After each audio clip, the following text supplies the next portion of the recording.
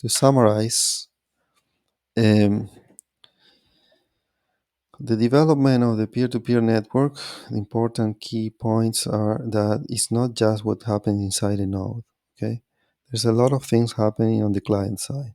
There is a symmetry, okay, and there are layers.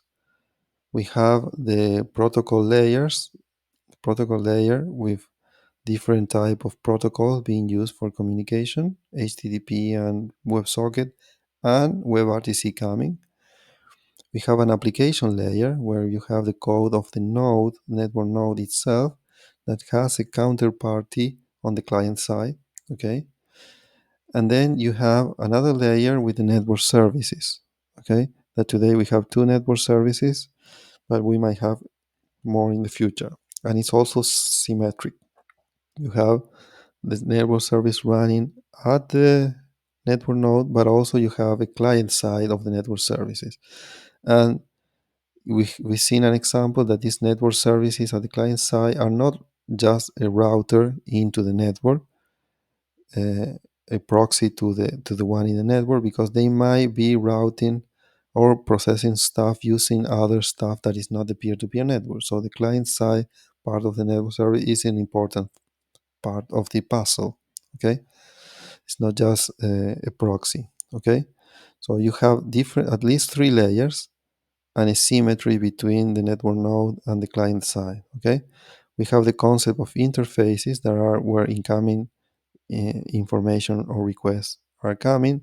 There are different type of interfaces at the protocol level, at the application level, at the network service level. Okay, and they are in the interfaces always are naming who are they expecting to send the information. So if I am the desktop app application, my WebSocket interface is the one where incoming information is coming from the user interface, okay, from the user specialized user applications.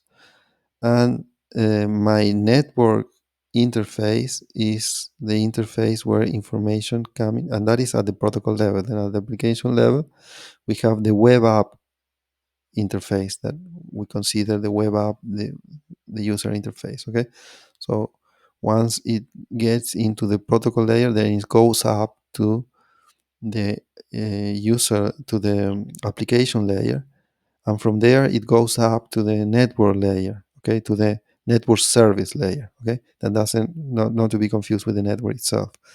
So once it is at the network service layer, then it can be processed there or routed to somewhere else, or even into the peer-to-peer network to reach the network service running at the node.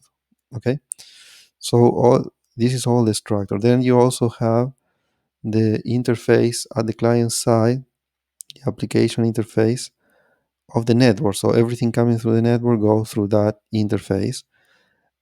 First coming through the protocol layer interface, that in this case is WebSocket only for now, but webRTC also, and then is going up into the application layer interface of the peer-to-peer network, and from there routed to the network layer, one layer above, okay, of the client side of the network service that is sending that information into the client. Okay, so these are all the circuits that you can have in your mind. Once you understand this, you will be able to add more network services or add more pieces into the puzzle, because now it's just adding more pieces. Somebody's adding webRTC, that is specifically something at the protocol layer.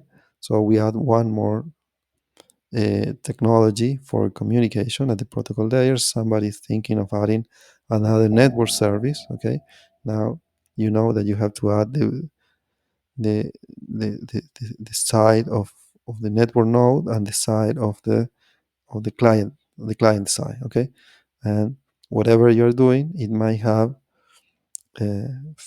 things at both sides, or for sure they will have their modules. Okay, so this is all you need to know of version 2 of the peer-to-peer network and the current state of things. Thank you for watching, and see you next time.